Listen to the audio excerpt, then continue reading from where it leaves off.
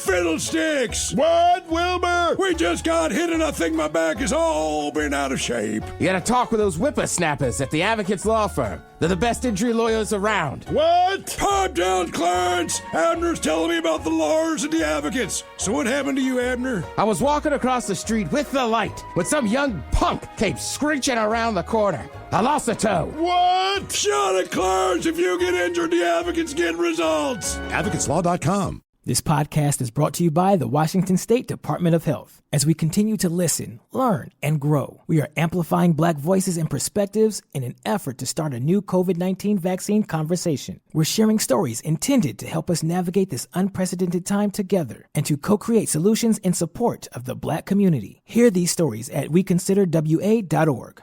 What's up? It's your boy, The Ted Smith. Thanks for listening to the Men's Room Daily Podcast. Want more? Check out the greatest podcast in all the land, The Podcast. Be sure to subscribe and listen to a brand new episode every Tuesday night. Somebody out there deserves to be recognized. And the Men's Room knows just who it is.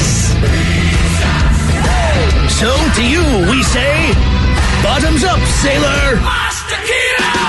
You're the toast of our shot of the day. Drink time it is, and as usual, we head to the drink desk and Stephen Throwhill to find out who we're toasting. Yes, indeed. And today, really, we want to toast a lot of the NFL teams that played games yesterday for some of the best games you could see. Obviously, Hawks fans devastated, lost to the Cardinals, but you cannot argue that was a spectacular game. The Steelers, who I hate passionately, I don't like the Titans either. I just needed the Titans to win. The Titans didn't do it, but it was another great game. I hate the Bengals and the Browns, and even though both teams are really hard to watch on TV just because of their color schemes, I will say this, another great game, but one of the more fantastic games had to be the Atlanta Falcons and the Detroit Lions. And I know what you're thinking. Are you sure you understand football? Yes. It's not that they're good, but it was a very competitive game. This is two teams that do everything they can to pull victory out of the jaws of defeat. In this case, the Atlanta Falcons specifically, they keep finding new ways to lose. And yesterday they did it by scoring a touchdown. If you weren't aware, the Falcons were down 14-16 to the Detroit Lions, just over 1 minute left in the game. But they were down at the Lions' 10-yard line. They had first and goal. All they got to do is run up the clock, kick a field goal. Bingo, bango. It's that easy. Now, they should have run some time off the clock. That way the Lions couldn't even get the ball back. You know, that slow chokehold, you kind of just suck the life out of the other team. But that's not what happened. Instead, they called a running play to kill some time. Smart play. Keep in mind, Detroit Lions, they have no timeouts. Do a couple running plays. Well, turns out the Lions defense isn't good enough to stop Todd Gurley. So he ends up busting through the defense, and he's charging toward the end zone. And at the last minute, he remembered, oh, yeah, I need to run out the clock. Just don't step it. Oh, damn it, man. You scored a touchdown. So Todd Gurley did technically what he gets paid to do, and he scored a touchdown. Now, even to give you an idea of how ridiculous this was, even the Lions players celebrated when Gurley scored. Like, their sideline erupts in celebration going, cool, they scored a touchdown because now we get the ball back. Keep in mind, they had no timeouts. They only had 65 seconds left on the clock. They had to drive 75 yards. And they did, and they ended up beating the Atlanta Falcons, who once again found an inventive way to F up a guaranteed victory. So you ask yourself, can you suck more than the Atlanta Falcons? No, you really can't. And I know you're thinking, well, what about the Jets? Yeah, but the Jets suck wholesomely. Mm-hmm. The Jets suck the way that you expected. There is no heartbreak with the Jets. They're not good when they take the field. You have no false confidence that they're going to win the game. You know they suck. The Jets know they suck. But the Falcons, oh no. Falcons fans, they tease you every week, and then they find a way to fail and do it in ways that have never been done before. So congratulations to the Atlanta Falcons for bringing a little levity and a little comedy to an otherwise really hard year. I appreciate them for that. So we pour this booze and we drink this booze because we think it's yummy. Yummy! So over the tongue and down the throat to party in our tummies. Down the hola bichola! The Men's Room presents Profile This. And Stephen Throwhill, can you please tell everyone how Profile This is played? I sure can, Miles. It's a simple game where we share with you a real-life news story, something that happened right here on planet Earth. And as you listen to the story, based on the stereotypes you believe to be true of people and the decisions that people make, we'll ask you what it is you think makes a story a story. All right, let's talk to a man who I can tell he's a genius already just by his name. Hello, Steve. Oh, yeah. Welcome to the Steve men's Hill. room. Yes. All right. The thrill is over hill, though. Yes, thrill over the hill. Thrill over that. It's getting there. Steve, you understand how this here game is played? Yes, I do. All right, fantastic. Then you know you have one of 3 categories to choose from. We have the wonderful world of drugs. We have Bite Me. In other words, what did someone find in their food? And finally, interior decorating, where you guess the foreign object that ended up on the inside of someone. I'll do the old bite me thing. Bite me. Bite me it is. All right. Eat it, get yourself an egg and beat it. Weird Al. God, what a lyricist. I know. All right, let's go to the fine state of Florida, where 39-year-old Alexi Stolfat, he's seeking a recall of McDonald's McNuggets, quote, to avoid massive consumer injuries. He's also looking for $1.1 million in part to cover the expenses for his dental injury. Back in May, he and his wife ordered McDonald's delivery via Uber Eats. And when they started eating, he allegedly felt something hard on the right side of his mouth, followed by what he calls unbearable jaw pain. He then pulled something out about an inch long out of his mouth, and for the next few days, he had a toothache and a headache. Eventually, he went to the dentist, and the dentist, according to him, discovered 2 micro cracks in his tooth. Now, he doesn't have dental insurance. He couldn't cover the expense, and he said it would take at least 6 months for him to get the tooth replaced. Now, keep in mind, he says he plans to donate most of the amount that he's seeking to charity after he pays for his dental expenses and keeps some for what he calls mental and emotional distress. My question is, what is he claiming to have found in his McDonald's McNuggets? Was it a human tooth, a chicken bone, a screw, or a chicken beak? I'm thinking either a screw or a beak, but what's the Master Ted think? I don't know. I'm kind of with you. Yeah, I mean, a chicken one or the other. bone should make sense because it's a chicken nugget, correct? Yes. Yes, typically boneless, but yes. Right. But also, like, we all know those nuggets sometimes start as slime. So why would there actually be a chicken bone in there? It's a great sales pitch. Hey, I still like them. Oh, yeah. You know what? You're right. And what time of day was it? I don't know. He just got it from Uber Eats. For whatever reason, I'm just assuming night, but I don't know. I'm thinking the stuff was already in the chicken nugget when it was manufactured. So it's cooked already. You just got to heat it back up. So I don't know if that was a beak or a bone. Yeah. I don't think it was a chicken bowl because I don't think you go to this craziness to want to recall all nuggets based on the fact that you know the chicken has bones. Granted, as you said, nuggets do not have it. They're not supposed to have it. They're not supposed to. But this is something that, in theory, you could say, I understand how this I understand why there's a chicken bone in my chicken product. Right. Sure. As far as a tooth goes, that is not supposed to happen. A screw could happen on the Typically not, manufacturing line. That would, in fact, break the tooth. I think by the fact that he was so disgusted by all this, and he wants him to recall all nuggets, I think they found a tooth. See, I think it's going to be a chicken beak. Okay. I'm going beak. Beak, man. I'm going tooth. Steve, what are you doing? And I'm going a piece of metal screw thing from the manufacturing. And do you guys know Ben Dragvan? Well, he got married just a couple of months ago. I do. And Ted was, in fact, at the wedding. Oh, he was? No kidding. I didn't get invited. I'm his neighbor. Well, Steve, that says a lot about you, doesn't it? Well, that was supposed to be small because it was out in the desert. It was, man. I'm top 30 now. Yeah, Ted was there, just saying. Oh, you made the top 30 list? I did. Oh, man, I wonder who they had to get rid of to keep you in there. Steve, his neighbor. Yeah, exactly. Steve, so sorry, man. You would have had a delicious salmon dinner. If you know Benny, though, it was just a joke. Like, all right, you're top 30. Congratulations. Steve, we're going to find out what was in this guy's food. Was it a tooth, a chicken bone, a screw, or a chicken beak next? That was a tease. Oh, drat. I was driving along minding my own business when that vulgar leech hit my Beamer with his pickup truck. I fear I've fractured my clavicle. I say, old boy, don't simply put it in the hands of your insurance company to sort it out. Talk with a dedicated row of solicitors at the Advocates Law Firm. Pipe down, you old sod. The advocates will see your case through to the bitter end and won't sleep a fortnight until they have victory in their grasp. Jolly good, old man. Jolly good indeed. You get injured, the advocates get results. AdvocatesLaw.com. This podcast is brought to you by the Washington State Department of Health. As we continue to listen, learn, and grow, we are amplifying Black voices and perspectives in an effort to start a new COVID-19 vaccine conversation. We're sharing stories intended to help us navigate this unprecedented time together and to co-create solutions in support of the Black community. Hear these stories at weconsiderwa.org. Small businesses are ready to thrive again and looking for resources to rise to the challenge. That's why Dell Technologies has assembled an all-star lineup of podcasters for the third year in a row to create a virtual conference to share advice and inspiration for small businesses. Whether you're still working remotely or back together again, let Dell Technologies help safeguard your business with modern devices and Windows 11 Pro. Search Dell Technologies Small Business Podference on Odyssey.com, Spotify, or Apple Podcasts starting May 10th. The Men's Room returns with Miles and Thrill. 99.9 KISW. Bite Me is the subject today on Profile This.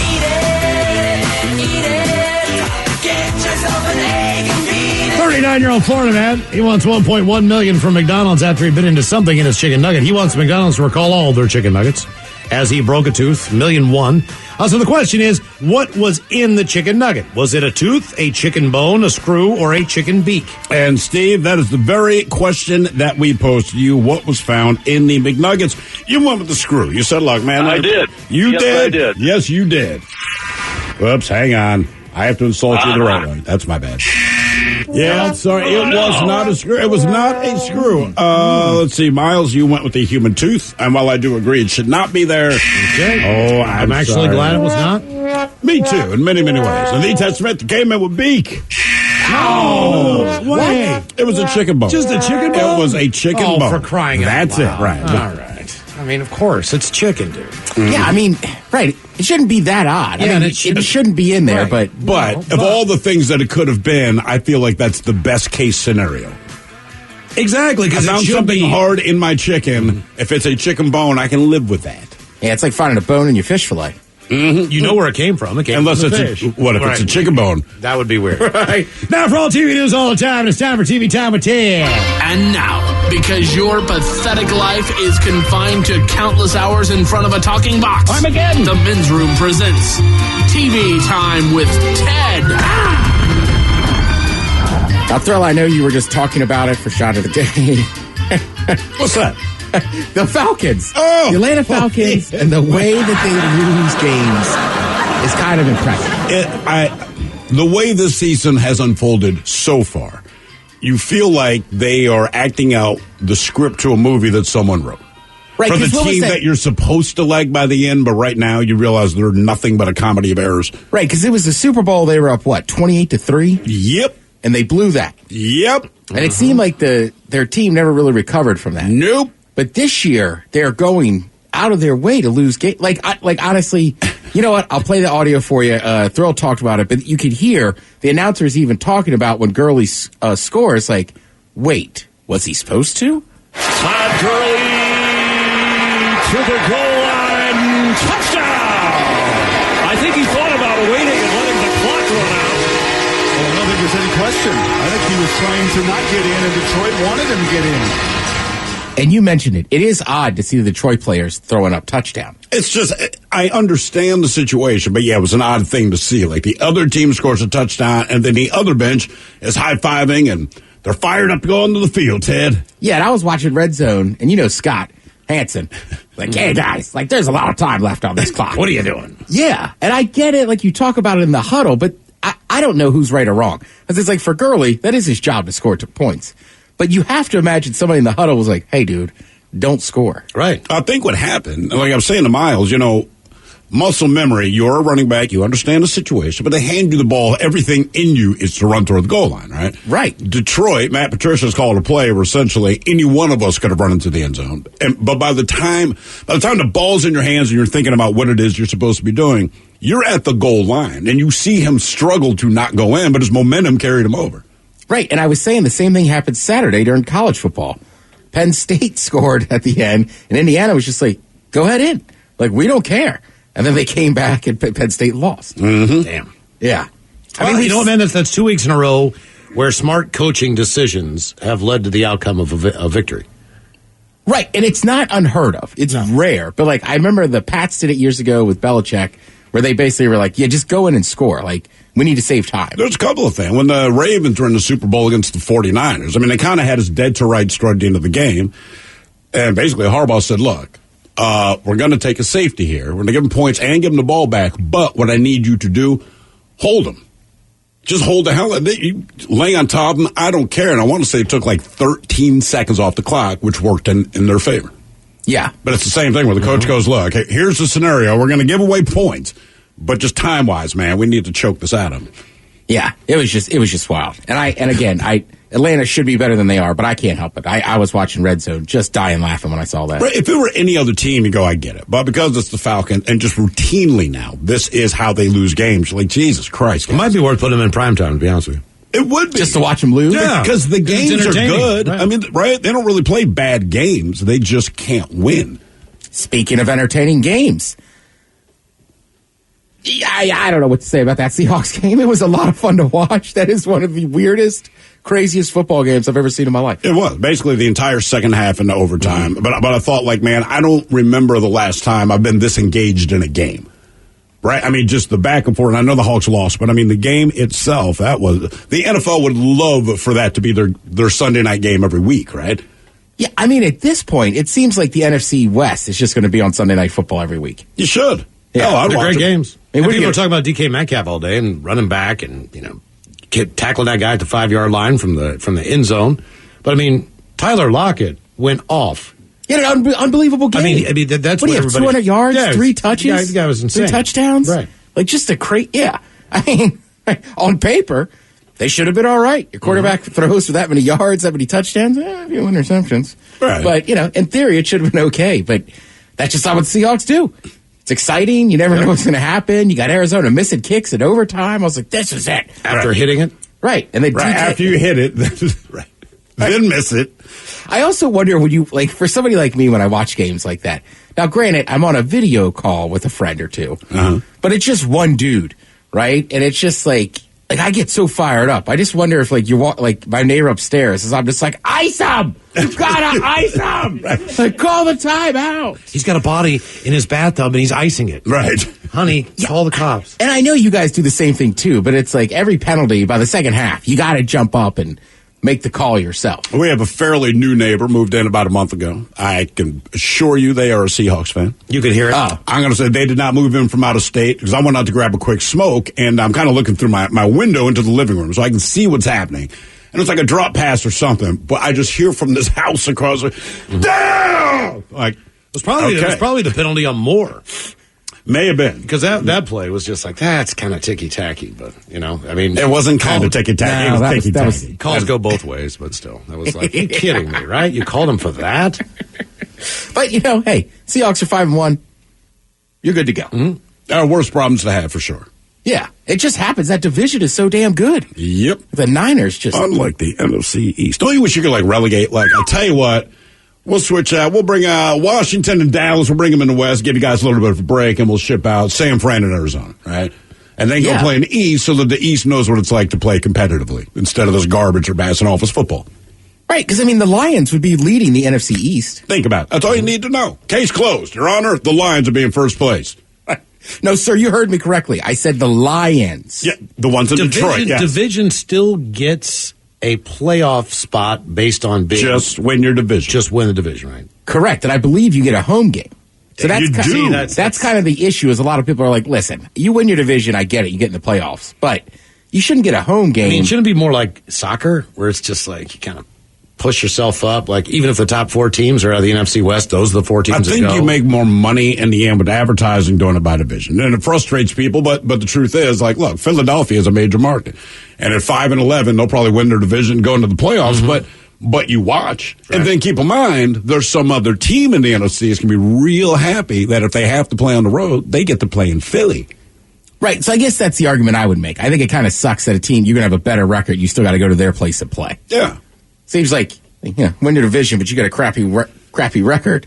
Yeah, you can get in the division, but you're not playing at home. Right. Because you suck. It's like the AL East in baseball, man. Same difference. Yeah. Let's see some other sports news from going on the weekend. UFC champ Habib, Mike Nurmagomedov. Oh, there was no chance you're getting that. Off with what? So he won his fight Saturday, which was crazy. They were over on Fight Island, so it was a wild start time. Like I felt like the prelims were on early in the morning, and then I think that main event happened like 2 p.m, which is just very. I feel like it sounds like they need they're like competition for like getting a girlfriend. Fight Island. Yeah, she's mine. No, she's not. She's mine. But after he won his fight, a very good submission win, he announced that he is retiring. I want to say it was my last fight. And no way I'm going to come here without my father. When UFC called me about Justin, I talked with my father, my mother. She don't want I go fight without father, but I promise her it's going to be my last fight. And if I give my word, I have to follow this. I know only one thing's what I want from UFC. You guys have to put me on #1 pound-for-pound fighter in the world because I deserve this. Undisputed UFC lightweight champion, 13-0, 13 in UFC, 29 in all my pro MMA career, I think I deserve it. Yeah, so his father had a heart condition that was complicated by COVID-19 and passed away recently. Okay. So then this was the fight. Obviously, when he beat McGregor a couple years ago, there was that there was a huge fight afterwards and this and that. So McGregor's always barking at him, but that's what he does. Habib is, in my opinion, I think he's the man. Like, he's a very good fighter, but yeah, I guess he had promised his mom this would be the last fight. I mean, fighters are always going to be a little more emotional. Sure. Especially right after you were just locked in a cage with a dude that right, you know what I mean, that you put to sleep. But it's just funny, even the guy he fought kept going on and on about how he'll never tap. So what did Habib do? Put him to sleep. Yeah. Like, don't worry, you don't have to tap. Yeah. He's not going to break his arms or anything, but all right, well, he's the best in the world, so that's what's going to happen. Damn. Yeah, pretty interesting. And actually, that one caught me off guard. How old is this guy, roughly? Like mid-20s, 30? He is not 32. 32, okay. Yeah. Yeah, and if you've ever seen him, he comes in this crazy blonde wig and this and that, but he's a very, very serious dude. And I think there's part of McGregor that's scared of him. I don't think he really wants to ever fight that dude again. Sounds like he's not fighting anymore. Doesn't have to worry about it. Well, this is the guy, you ever seen the videos when he's a kid and he's wrestling bears? What? He wrestled bears as a child. My parents would have been very upset with me. I had a much different childhood. His parents encouraged it. Really? Oh, yeah.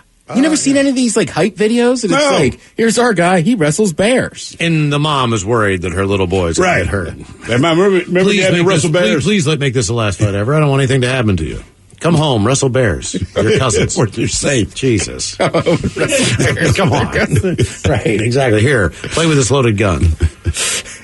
That's what I'm saying, man. It's wild. But yeah, very good fighter. Kelly Ripa, we all know her. Mm-hmm. Well, she was showing some throwback Halloween costumes. And one of them, her husband, Mark, and his friend are dressed as Ponch and John from Chips. All right. California Highway Patrol. Mm-hmm. Now, guess who her husband was? I'm going to go John. No, Ponch. Yeah, Markins. Yeah. I just know the guy is Kelly Ripa's husband. Right. He's guest hosted with her a couple times when they were looking for people. So his pants are very tight. It looks like something's happening in the, as they say, crotchal region. So people started commenting on the size of Ponch's gun and how lucky Kelly is. So the husband is like, listen, he's a humble dude. He's like, full disclosure, I believe that's definitely a shadow that's causing that bulging effect. Kelly doesn't mind bragging, though, because she replied, baby, are you seeing shadows? So, I like the dude's right. He was obviously Ponch, it's just the shadows. Like, it's not that big. And then she comes in over the top, like, he's got a hog. It's part of the reason I like him. I've been together with him for, 30 years? Yeah, we've been together for a while. Yeah. Why do we know who he is? Was he, on a soap opera or something? She just talks about him all the time. I mean, he might have been somebody before he became her husband. He might have been on a soap opera or something. But he's got that look. Well, yeah. I mean, he's a good-looking dude who's married to Kelly Ripa. So I just assume he was an actor at some point. I would think so. Yeah. Kelly Ripa, I think she's a tiny person, too. That's what I've heard. She is very small. Yeah. I mean, yeah. She's like that Kristen Shuttlesworth? Chenoweth? Kristen Chenoweth? Who'd you go? Shuttlesworth? Shuttlesworth. Hey, listen here, Chuckles. Cheeto freak.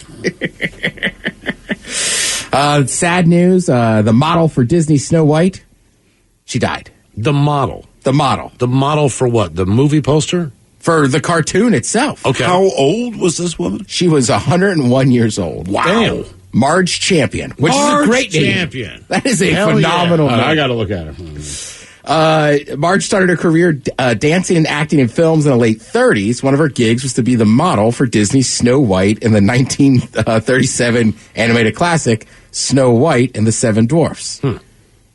I didn't realize it was that. Well, I mean, what was she? 20? There she is, man. Right. So that was her, I guess, back in the day. That was her. Beautiful one. Damn, so it's 4 days ago. Mm-hmm.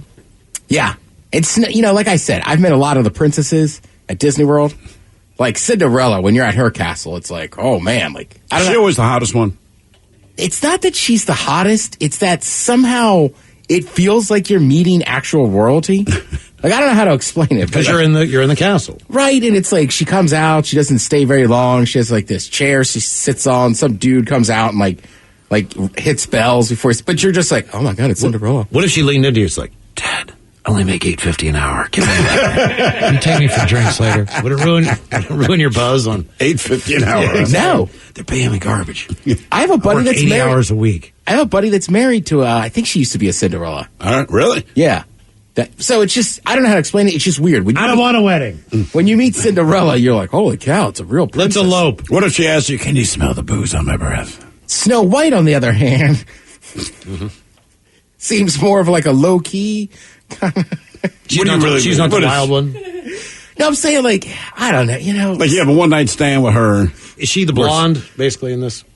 No, Cinderella's the blonde. Yeah, Snow White has dark hair. Right, that's okay. But I'm just saying, like, yeah, when you meet Snow White, like, I don't know, you're outside, it was really hot and sweaty. It's like, Snow White's a little more down to earth. Okay. But she's hanging out with seven dwarfs. Mm-hmm. We know what's going on there. Right.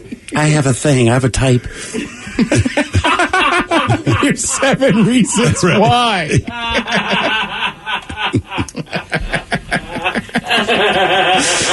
Marge also was not just the model for Snow White. She did the same thing We are killing for the dwarf Dopey. Oh, no way. Wait, what? She modeled as Dopey? The Blue Fairy in Pinocchio. All right. Wait, she modeled as Dopey? Yeah. So you're one of Disney's beautiful princesses. I'm also a dopey dwarf.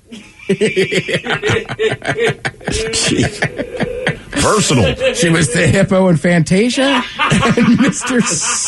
Stork in Dumbo. It's quite the diverse resume. Damn. And she has a very famous stepdaughter. Who's that? Katie Seagal. Oh, get out of here. Really? Yeah, we had Katie on the show. Remember that back in the day? Yeah, from Married with Children and Sons of Anarchy. Okay. I'll be son of a bitch. I tell you what, Marge, champion. Thank you, Ted. We appreciate it. There you go. TV Time with Ted. You are listening to The Men's Room. Hey, all the Macholas, thank you so much for listening to the Men's Room podcast. And thanks to our pals at the Advocates Law Firm for being great partners. Yes, even you, creepy Kyle. Seriously, though, if you'd been injured as a result of somebody else in your car, on your bike, walking across the street, talk to our friends at the Advocates Law Firm and let them help you out. Yeah, they're the best injury lawyers around, and they want to make sure that you're not taken advantage of. Plus, your first consultation is free. It's simple. You get injured, the advocates get results. Contact them today at advocateslaw.com. This podcast is brought to you by the Washington State Department of Health. As we continue to listen, learn, and grow, we are amplifying Black voices and perspectives in an effort to start a new COVID-19 vaccine conversation. We're sharing stories intended to help us navigate this unprecedented time together and to co-create solutions in support of the Black community. Hear these stories at weconsiderwa.org. Small businesses are ready to thrive again and looking for resources to rise to the challenge. That's why Dell Technologies has assembled an all-star lineup of podcasters for the 3rd year in a row to create a virtual conference to share advice and inspiration for small businesses. Whether you're still working remotely or back together again, let Dell Technologies help safeguard your business with modern devices and Windows 11 Pro. Search Dell Technologies Small Business Podference on Odyssey.com, Spotify, or Apple Podcasts starting May 10th. month. The Men's Room returns with Miles and Thrill. Now, let's see what's happening in the real world. All right, here we go. Detroit man accidentally buys 2 lottery tickets and gets $2 million winners. Meanwhile, a drunk man says that he's the son of God, throws mailboxes, and says that we are all sinners. Thieves going to visit Sunshine in Hell after stealing drones from a local nonprofit organization. Kentucky testing orange paint in construction zones, which could spread across the nation. And just know what you're doing if you try and steal a Tesla. It is time for your headlines. Now, it's time to hit the headlines. Here's my car. All right, at top story, we go way down under, where a car thief made a handful of bad choices. The owner of a Tesla got an alert on her phone that her alarm was going off. After sending a friend to check on it, she found that her Tesla had been stolen.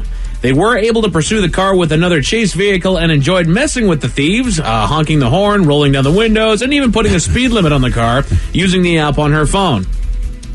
It was unbearable enough that the thief actually bailed out of the car in a nearby parking lot and stole a different car. Unluckily for him, he left his license behind as he hastily got out of the car and was dragged down. Dummy. That is funny. They're making it too easy to track these cars back down. They're making it more difficult to steal, which I love. Right, good idea in general. Exactly. So the problem is that all these car thieves are having to... Their market is getting smaller, right. if you catch my drift here. Stick with the Toyotas. I didn't know that they could do that much. I just knew that there was all these kinds of tracking devices with it. I mean, stealing a car with any kind of computer in it, I don't care if they got OnStar or not. You're going to be able to track the car down. Yeah. Right. I also know that you can actually legit stop the car, turn it off, and then lock somebody inside of it until the police get there. Sure. Ooh. That's what I've heard. In other news, ready for this, Miles? Over in Detroit, a man is the lucky holder of not one, but 2 $1 million lottery tickets. I could have done that. He played Mega Millions. He did indeed.